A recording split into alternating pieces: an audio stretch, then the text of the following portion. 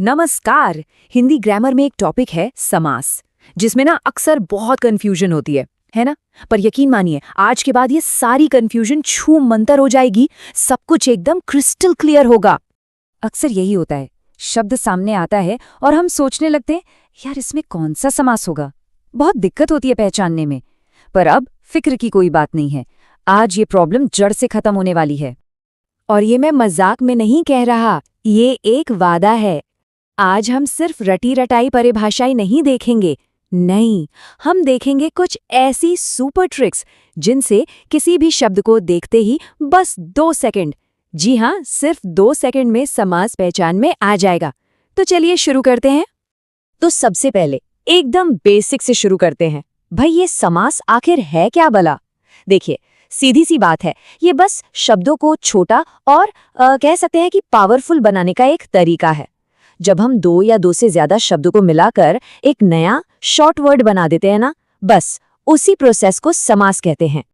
जैसे यहाँ स्क्रीन पर देखिए, कितना बढ़िया एग्जाम्पल है। अब हम इतना लंबा बोलने की जगह कि रसोई के लिए घर, सीधे सीधे क्या बोलते हैं? रसोई घर। मतलब तो वही है, लेकिन देखिए शब्द कितना छोटा और दमदार हो गया। बस यही तो है समास का जादू। तो चलिए अब तैयार हो जाइए। समास के जो 6 मेन टाइप्स हैं, उनमें से पहले 2 को उठाते हैं और उनकी सुपर ट्रिक्स को समझते हैं। ओके, तो पहला है अव्ययी भाव समास। अब इसकी सुपर ट्रिक क्या है? अरे बहुत ही आसान है, बस शब्द की शुरुआत पर नजर डालिए। अगर शब्द के शुरू में आ, अनु, प्रति, हर, भर या यथा जैसे उपसर्ग यानी प्रीफिक्सेस लगे हों, तो बस आंख बंद करके बोल दीजिए ये अव्ययी भाव है। और हाँ, एक और पहचान है, अगर एक ही शब्द रिपीट हो रहा हो तब भी वो अव्ययी भाव ही होगा। एग्जाम्पल से समझते हैं। देखिए, प्रतिदिन में शुरू में क्या है? प्रति। यथाशक्ति में यथा, आजन्म में आ, और रातों रात को देखिए, यहाँ रात शब्द रिपीट हो रहा है। देखा, ये ट्रिक एकदम परफेक्ट काम करती है। चलो अब आते हैं तत्पुरुष समास पर। इसकी ट्रिक भी बड़ी मजेदार है।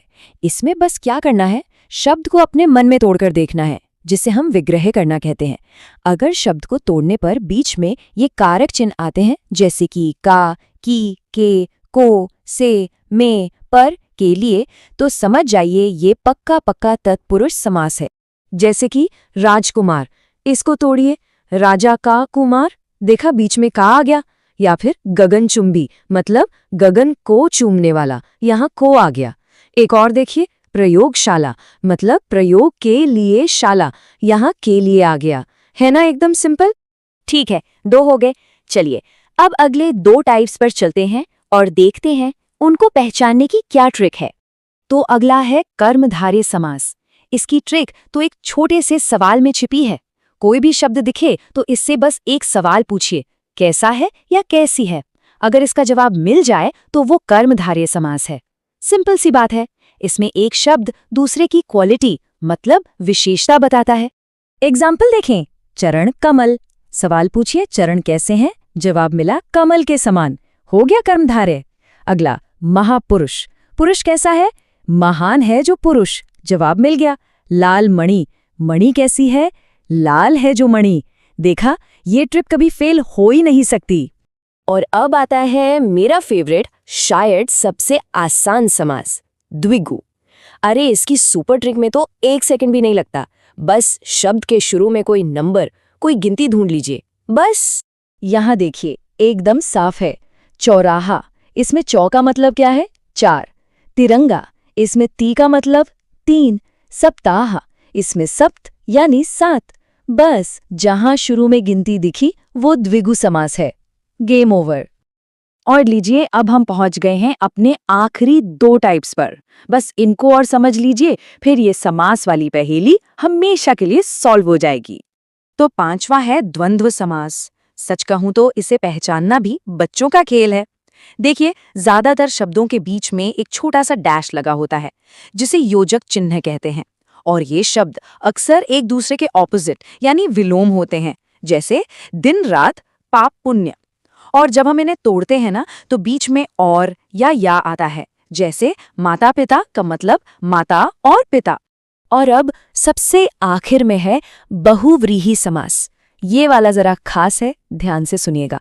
इसमें क्या होता है, शब्द का जो सीधा साधा मतलब है वो नहीं लिया जाता, बल्कि दोनों शब्द मिलकर किसी तीसरे, किसी स्पेशल व्यक्ति या चीज की ओर इशारा करते हैं।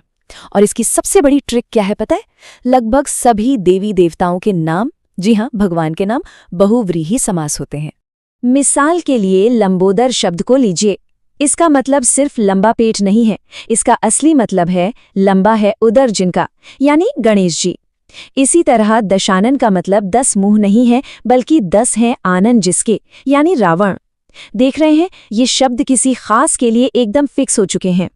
तो सारी ट्रिक्स तो हमने सीख ली, लेकिन अब जरा उन पॉइंट्स पर आते हैं जहां सबसे ज्यादा गलतियां होती हैं, जहां कंफ्यूजन होता है। ये जानना बहुत बहुत जरूरी है। सबसे बड़ा कंफ्यूजन कहाँ होता है? द्विगु और बहुव्रीहि में। जैसे शब्द है दशानन, अब आप कहेंगे कि इसमें तो 10 है, यानी संख्या है, तो ये द्विगु होना चाहिए, पर नहीं। ऐसा क्यों?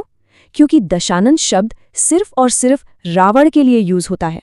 तो याद रखिए, जब कोई नंबर वाला शब्द किसी स्पेशल व्यक्ति के लिए फिक्स हो जाए तो वो हमेशा बहुव्रीहि ही होगा, द्विगु नहीं। ठीक ऐसा ही एक और कंफ्यूजन होता है कर्मधारय और बहुव्रीहि में। शब्द है पीतांबर। अब ये कर्मधारय भी रखता है, मतलब पीला है जो अंबर, और बहुव्रीहि भी, मतलब पीले हैं वस्त्र जिसके, यानी विष्णु जी। तो फिर सही क्या माने? रूल ये है, अगर एग्जाम के ऑप्शंस में बहुव्रीहि दिया हुआ है तो हमेशा उसी को चुनना है। क्यों? क्योंकि वो ज्यादा स्पेशल मीनिंग देता है। तो ये थी समास को पहचानने की कुछ जबरदस्त सुपर ट्रिक्स। अब देखते हैं कि इन ट्रिक्स को असल में इस्तेमाल कैसे करना है। तो अब एक सवाल आपके लिए, ये जो शब्द है सप्तऋषि, सोचिए जरा, इसमें कौन सा समास होगा? अभी जो ट्रिक्स सीखी हैं उनका इस्तेमाल कीजिए और जवाब तक पहुंचने की कोशिश कीजिए। अपना जवाब नीचे कमेंट्स में जरूर लिखकर बताइएगा। मुझे उम्मीद है कि आज के बाद समास का टॉपिक आपके लिए एकदम आसान, मक्खन जैसा हो गया होगा।